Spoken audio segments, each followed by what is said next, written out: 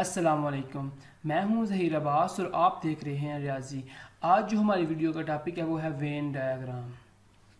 पहले हम इसकी हिस्ट्री की बात करते हैं। वेन डायग्राम का कंसेप्ट असल में एक ब्रिटिश मैथमेटिशियन और फ़िलासफ़र ने दिया।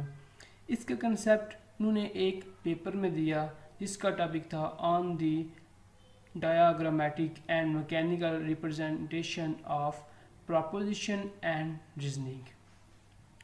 ये पेपर फ़िलासफ़िकल मैगज़ीन और जर्नल ऑफ साइंस में 1980 को शाया किया गया और जिनने इसका कंसेप्ट दिया उनका नाम है जॉन वेन और इसीलिए हम इसे वेन डायग्राम कहते हैं। इस वीडियो में आज हम डिस्कस करेंगे यूनियन, इंटरसेक्शन, कंप्लीमेंट और डिफरेंस। जब हम किसी दो सेट का यूनियन लेते हैं तो तब हम उसे इस डायग्राम में किस तरह प्रेजेंट करते हैं, इंटरसेक्शन को किस तरह प्रेजेंट करते हैं, कंप्लीमेंट को किस तरह प्रेजेंट करते हैं और डिफरेंस को किस तरह प्रेजेंट करते हैं। First of all union. हमारे पास दो सेट हैं। ए की जो वैल्यू है वो है 2, 3, 4, 5 और बी की जो वैल्यू है वो है 6, 7, 8, 9। अगर इन दोनों सेट का आपस में यूनियन लिया जाए तो हमारे पास वैल्यू आती है 2, 3, 4, 5, 6, 7, 8, 9। तो हम इसे डायग्राम इस तरह प्रेजेंट करेंगे जैसा कि हमारे पास वैल्यू जो यूनियन की आती है वो आती है 2, 3, 4, 5, 6, 7, 8, 9। तो ये जो शेडिंग है ये शो कर रही है कि ये जो तमाम वैल्यू है वो ए यूनियन बी होगी। ठीक है, ये ए को हमने जो शेडिंग की है ए की तमाम वैल्यू, बी की तमाम वैल्यू जो है वो ए यूनियन बी में होगी। और ये हमारे पास एक जो है ना, आप देख रहे हैं रेक्टेंगल सी बनी हुई है, इसमें हमने सर्कल को ड्रा किया है। इसमें ये एक यू जो है ये एक यूनिवर्सल सेट लिया है। अब जो हमारे पास सेट है, सेट की वैल्यू चेंज भी हो सकती है। जैसे कि हमारे पास वैल्यू है a is equal 2, 3, 4, 5, b is equal to 2, 3, 7, 9। अब इस सेट में दोनों सेट की दो वैल्यू जो है वो कॉमन है, जैसे कि 2, 3 है और 2, 3 है। बी ए में भी 2, 3 है और बी में भी 2, 3 है। जब हम इस सेट का इन सेट का यूनियन लेते हैं तो हमारे पास वैल्यू आती है 2, 3, 4, 5 और 7, 9। अब हम देखेंगे कि हम इन्हें किस तरह डायग्राम में प्रेजेंट करते हैं। तो ये है, इस तरह करते हैं। ए की तमाम वैल्यू हम ए में लिखते हैं, ए के सर्कल में लिखते हैं, और बी की तमाम वैल्यू हम बी के सर्कल में लिखते हैं। अगर हम इस चीज़ को कंसेप्चुअल लें तो इस तरह लिखते हैं। ठीक है, ए की वैल्यू लिखेंगे, बी की वैल्यू लिखेंगे। अब ए और बी की जो तमाम दोनों की जो वैल्यू है वो 2, 3 दोनों की सेम है। तो अब हम इसको इस तरह प्रेजेंट करेंगे कि ये जो है ये आपस में दोनों इधर से इधर तक ओवरलैप कर रहे हैं। ठीक है, ये ए और बी की जो तमाम वैल्यू हो ए यूनियन बी में आएगी। ठीक है, तो अगर हमारे पास एक सेट दो सेट हों, उनकी अलहदा में वैल्यू हों, ए बी के अलावा भी कोई सेट हो सकते हैं। ठीक है, ये तो नाम है, नाम तो कोई भी हो सकता है। ए की हमारे पास वैल्यू है 2, 3, 4, 5, बी की हमारे पास वैल्यू है 2, 3। ठीक है, तो जब हम इन सेट का आपस में यूनियन लेते हैं तो हमारे पास वैल्यू होती है 2, 3, 4, 5। अगर देखा जाए बी जो है वो सब सेट है ए का। ठीक है, सब सेट के बारे में मैं ऑलरेडी एक वीडियो बना चुका हूँ, उसका लिंक जो मैं डिस्क्रिप्शन में दे दूँगा, आप उधर से देख सकेंगे। अब देखेंगे हम इसको इस तरह प्रेजेंट करेंगे।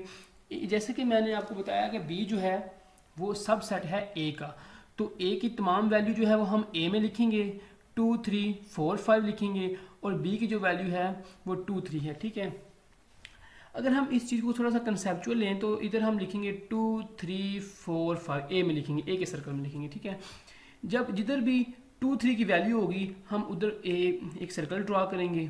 ठीक है, उधर हम उधर जो सर्कल होगा वो बी का सर्कल होगा। ठीक है, और हम इस तमाम वैल्यू को शेडिंग करेंगे क्योंकि ये तमाम वैल्यू जो है वो ए यूनियन बी है। अगर हमारे पास सेट जो है वो इस फॉर्म में कुछ होता है, ए की वैल्यू होती है 2, 3, बी की वैल्यू होती है 2, 3, 4, 5।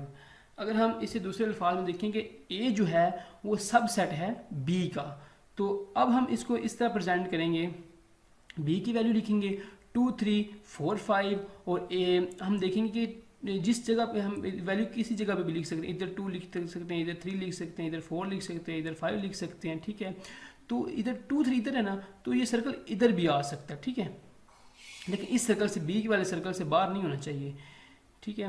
तो ये तमाम बी के तमाम सर्कल को शेडिंग करेंगे क्योंकि ये ही हमारे पास जो है वो ए यूनियन बी होगा। अब बात करते हैं इंटरसेक्शन की। हमारे पास एक दो सेट हैं, A is equal 2 3 4 5, B is equal 6 7 8 9। अब हम इन सेट का आपस में इंटरसेक्शन लें तो हमारे पास एक नल सेट आता है, ठीक है। तो हम इसको इस तरह प्रेजेंट करेंगे, जैसे ए और बी की कोई वैल्यू जो है वो कॉमन नहीं है ना, तो हम इधर कोई शेडिंग नहीं करेंगे, क्योंकि जो असल में शेडिंग है वो इस चीज़ को प्रेजेंट करती है कि ये हमारे पास रिजल्ट आ रहा है।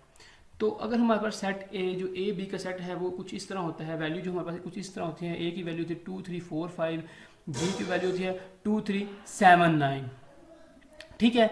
तो जब हम देखेंगे, हम इनका इंटरसेक्शन लेंगे तो हमारे पास वैल्यू आएगी 2 3, ठीक है। तो अब हम इसको किस तरह प्रेजेंट करेंगे, ये आप देख रहे हैं कि हमारे पास ये ए का सेट है, इधर मैंने वैल्यू लिखी हुई है 2 3 4 5, और बी की में लिखी हुई है 2 3 1 9, ठीक है। ये वैल्यू, ये जो हमारे पास ये जो ओवरलैपिंग हो रही है ना, ये वाली, यही हमारे पास जो है वो आंसर, इधर शेडिंग होनी चाहिए, ठीक है। ये गलती हो गई है, इधर शेडिंग होनी चाहिए, ठीक है, क्योंकि यही हमारे पास एक आंसर है ए इंटरसेक्शन बी का। अगर हमारे पास सेट कुछ इस फॉर्म में आता है, ए की जो हमारे पास वैल्यू होती है वो 2 3 4 5 होती है, बी की जो वैल्यू होती है वो 2 3 होती है। अगर हम देखेंगे जो बी है वो सब सेट है ए का, तो इसको हम कुछ इस तरह प्रेजेंट करेंगे। हम अगर हम थोड़ा सा इसको चीज़ को थोड़ा सा कंसेप्चुअल लें तो इधर 2 लिखेंगे, इधर 3 लिखेंगे, ए के सर्कल में लिखेंगे, क्योंकि ए की जो वैल्यू है वो हमारे पास 2 है, 3 है, 4 है, 5 है। तो जहाँ पे 2 3 होगा उधर हम बी का सर्कल ड्रॉ करेंगे, ठीक है। और वही हमारे पास जो होगा वो इंटरसेक्शन होगा ए इंटरसेक्शन बी का। अगर इस चीज़ इन वैल्यू का हम इंटरसेक्शन लें तो हमारे पास वैल्यू होती है 2 3 आती है, ठीक है। तो मैंने पहले बताया कि जो भी चीज़ हम शेडिंग करेंगे वो हमारे पास वो होगा, वो आंसर होगा, ठीक है। तो इधर जो हमारे पास आंसर आएगा कुछ इस तरह आएगा, ठीक है। तो नेक्स्ट मूव करते हैं, ए की हमारे पास वैल्यू आ रही है 2 3, और बी की हमारे पास वैल्यू आ रही है वो आ रही है 2 3 4 5। अगर हम देखेंगे ए जो है वो सबसेट है बी का, तो अब हम बी का सर्कल लेंगे, उसमें वैल्यू लिखेंगे 2 3 4 5, और जिधर जो 2 3 वैल्यू आ रही है उधर हम सर्कल ड्रा करेंगे और शेडिंग कर देंगे, और ये हमारे पास होगा ए इंटरसेक्शन बी होगा। अब हम कंप्लीमेंट की बात करते हैं। इन ऑपरेशन में मैं ऑलरेडी एक वीडियो बना चुका हूँ कि ये ऑपरेशन कैसे परफॉर्म करते हैं, ठीक है। तो हमारे पास एक यूनिवर्सल सेट है 1 2 3 4 5 6 7 8 9, ए की हमारे पास वैल्यू है 1 2 3, ठीक है। जब भी हम किसी सेट का कंप्लीमेंट लेते हैं तो हम u माइनस ए करते हैं, मतलब कि जो वैल्यू u में मौजूद है लेकिन a में मौजूद नहीं है वो हम उस सेट के कंप्लीमेंट में लिखते हैं। जैसे a का कंप्लीमेंट लें तो हमारे पास वैल्यू होती है 4 5 6 7 8 9, तो ये हमारे पास वैल्यू आ जाती है। तो अब हम इसको किस तरह प्रेजेंट करेंगे डायग्राम में, तो कुछ इस तरह करेंगे, ठीक है। हम ये हमारे पास यूनिवर्सल सेट है, ये पूरा बॉक्स में जो वैल्यू है वो हमारे पास यूनिवर्सल सेट है, ठीक है। तो ये इधर हम एक सर्कल ड्रा करेंगे जिसमें वैल्यू होगी 1 2 3, ठीक है। इधर हम वैल्यू ड्रा करेंगे 1 2 3 4 5, वैल्यू लिखेंगे सर्कल में, ठीक है। जब हम वैल्यू लिखेंगे जिधर 1 2 3 होगा उधर हम इसकी ये शेडिंग करेंगे, ठीक है। शेडिंग के अलावा जो वैल्यू होगी ना ए सी की, ठीक है, इधर जो शेडिंग मैंने की है ना ये इस चीज़ को शो करेगी, इधर 1 2 3 हमारे पास वैल्यू है, ठीक है। लेकिन हमारे पास जो ए कंप्लीमेंट आएगा ना वो इसके अलावा तमाम ये वाली वैल्यू होगी, ठीक है। तो अब बात करते हैं, नेक्स्ट बात करते हैं डिफरेंस की।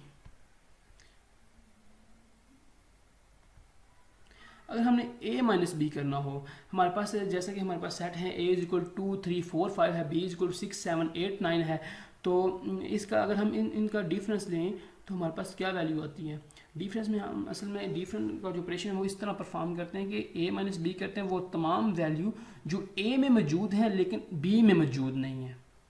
अगर देखें तो हमारे पास इसका आंसर क्या आएगा, 2 3 4 5 हमारे पास इसका आंसर आएगा। तो इसको हम डायग्राम इस तरह प्रेजेंट करेंगे, ए का सर्कल लेंगे, उसमें अगर इसको समझना चाहिए तो इधर हम लिखेंगे 2 3 4 5 वैल्यू लिखेंगे, बी का सर्कल लेंगे उधर 6 7 8 9 की वैल्यू लिखेंगे।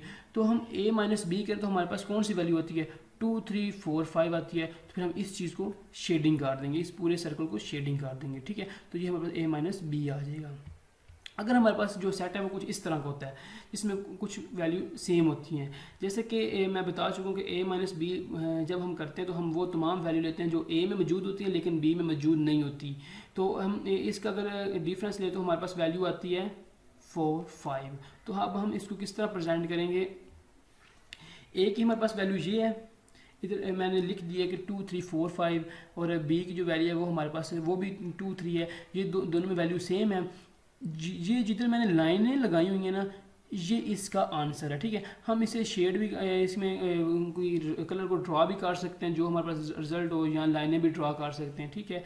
ये हमारे पास a माइनस बी होगा 4 5, ठीक है। अगर हमारे पास जो है हम देखेंगे हमारे पास एक नेक्स्ट सेट आता है, a की वैल्यू होती है 2 3 4 5, b इज इक्वल टू होता है 2 3 4 5। अगर इसका हम डिफरेंस लें तो हमारे पास आंसर जो होता है वो नल सेट आता है, ठीक है। तो हम नल सेट को किस तरह प्रेजेंट करते हैं, a की वैल्यू लेते हैं, ठीक है, b की वैल्यू लेते हैं, a की वैल्यू तो लिखेंगे 2 3 4 5 लिखेंगे, b की वैल्यू जो है वो 2 3 4 5 लिखेंगे, ठीक है।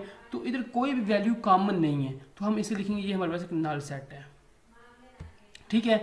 तो अगर हम देखेंगे a इज इक्वल 2 3 4 5 आ रहा है, b इज इक्वल 2 3 आ रहा है, अगर हम इस चीज़ का आपस में डिफरेंस लें तो हमारे पास वैल्यू आती है 4 5 वैल्यू आती है। तो अब देखा जाएगा जो b है वो सब सेट है a का, ठीक है। तो अब देख सकते हैं कि अगर इधर हम वैल्यू ड्रा करेंगे 2 3 4 5 वैल्यू लिखेंगे, ठीक है। अब 2 3 की वैल्यू को छोड़ देना है, ये जो वाइट एरिया ना ये शो करेगा, इस वैल्यू को हमने छोड़ देना, और जो शेडिंग वाला वो शो करेगा हमारे पास ये वाला आंसर आ रहा है। इधर 2 आ जाएगा, इधर 3 आ जाएगा, इधर 4 आ जाएगा, इधर 5 आ जाएगा, जो हमारा पास आंसर आएगा उसको हम शेड कर देंगे, ठीक है। तो नेक्स्ट मूव करते हैं।